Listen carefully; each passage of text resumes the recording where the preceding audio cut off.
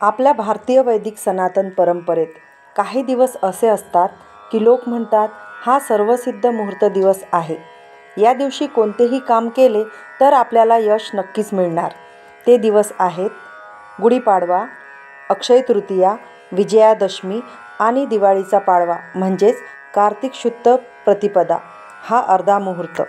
यापैकी अक्षय तृतीया हा 3.5 मुहूर्तापैकी एक आहे. वैशाख शुक्ल तृतीया. अक्षय या शब्दाचा अर्थ आहे नक्षय इति अक्षय, अर्थात ज्याचा नाश होत नाही तो अक्षय.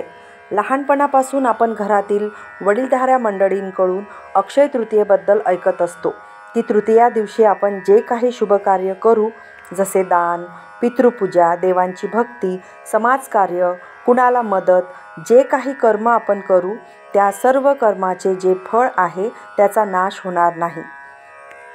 त्याचे फळ आपल्याला नेहमी मिळणारच. या दिवशी नरनारायण, परशुराम, बसवेश्वर आणि हयग्रीव यांची जयंती असते. या दिवशी भगवान व्यास यांनी महाभारत ग्रंथाची रचना करायला प्रारंभ केला आणि त्याचे लेखनिक म्हणून गणपती होते अशी आख्यायिका आहे. अक्षय तृतीयेच्या दिवशी बद्रीनारायणाच्या बंद देवळाचे दार उघडतात. अक्षय तृतीयेपासून तर दिवाळीतल्या भाऊबीजेपर्यंत हे मंदिर सुरू असते. अक्षय तृतीयेला कृतयुग संपून त्रेतायुग सुरू झाले असे मानले जाते. हा दिवस म्हणजे पूर्वजांचे ऋण फेडण्याचा दिवस म्हणूनही पाळला जातो. त्यांना आदर आणि सन्मान देण्यासाठी या दिवशी पितरांचे स्मरण केले जाते. त्यांच्या प्रतिमेचे पूजन करून त्यांच्या नावाने मातीचे मडके म्हणजेच करा आणि छोटे मडके त्याला केळी असे म्हणून ते पाण्याने भरतात आणि त्यामध्ये वाळा टाकून पाणी सुगंधित करून मडक्याचे पूजन करून पितरांना अर्पण केले जाते.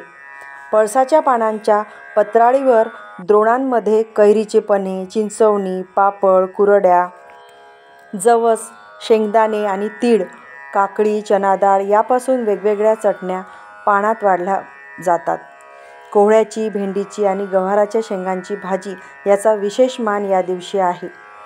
यासोबतच आंब्याचा रस, गुडपापड्या तसेच करंज्या काही भागात केल्या जातात. त्यासोबतच उडदाच्या डाळींचे जे वडे आहेत त्याचाही विशेष मान या दिवशी आहे. अशा प्रकारे तयार केलेले पात्र पितरांना अर्पण करतात. भारतातील विविध प्रदेशामध्ये अक्षय तृतीया वेगवेगळ्या प्रकारे साजरी केली जाते. उत्तर भारतामध्ये या दिवशी पूजा, प्रार्थना केल्या जातात.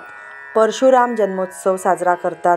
नदी स्नान, तीर्थयात्रा, जपजाप्य, यज्ञ तसेच अन्नधान्याचे दानही करतात. दक्षिण भारतामध्ये महाविष्णू, लक्ष्मी आणि कुबेर यांचे पूजन करण्याचे महत्त्व आहे.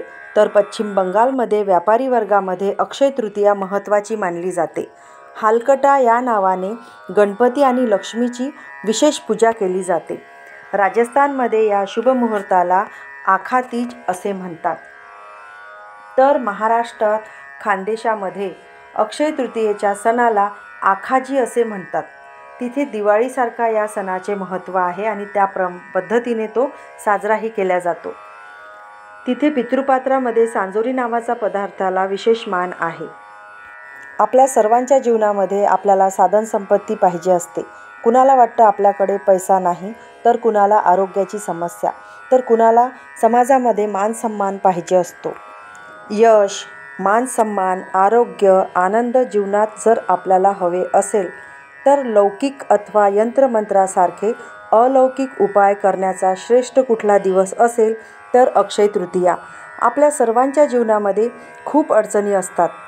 काही कामं अशी असतात की आपल्याला असं वाटते की ती आपण कधीच पूर्ण करू शकत नाही. जर आपल्याला असे वाटत असेल तर आपण अशा कामांची सुरुवात अक्षय तृतीयेपासून करायला पाहिजे. या दिवशी ब्रह्मांडामध्ये सूर्य आणि चंद्र आपल्या राशीमध्ये उच्चस्थानी विराजमान असतात. सूर्य आपल्या मेष राशीमध्ये उच्च पदावर असतो आणि चंद्र आपल्या वृषभ राशीमध्ये उच्च पदावर असतो. अशी ही स्थिती पूर्ण वर्षामध्ये एकाच दिवशी असते आणि तो दिवस म्हणजे अक्षय तृतीया. म्हणून अक्षय तृतीया खूप महत्त्वाची असते. सूर्यापासून आपल्याला आत्मबळ मिळते आणि चंद्रापासून आपणास मनाची प्रसन्नता मिळते. मनाची प्रसन्नता सर्वश्रेष्ठ मुहूर्त आहे. या दिवशी ब्रह्मांडामध्ये आपल्या मनाची प्रसन्नता आणि आत्मबळ मोठ्या प्रमाणात असते, म्हणून या दिवसाला सर्वसिद्धी मुहूर्त असेही म्हणतात. कुठल्या गोष्टीसाठी मुहूर्त पाहायची गरज या दिवशी नसते. अशा या शुभ मुहूर्ताला सोने, चांदी, दागिने, वाहन, घर, दुकान, प्लॉट इत्यादी खरेदी करणे शुभ मानले जाते. स्वयंसिद्ध मुहूर्त असणारी अक्षय तृतीया यावर्षी 10 मे 2024ला येत आहे. ही अक्षय तृतीया आपल्या सर्वांच्या जीवनामध्ये सुख, शांती, समृद्धी, आरोग्य, मान सन्मान घेऊन येवो हीच महाराजांच्या चरणी प्रार्थना. जय गजानन.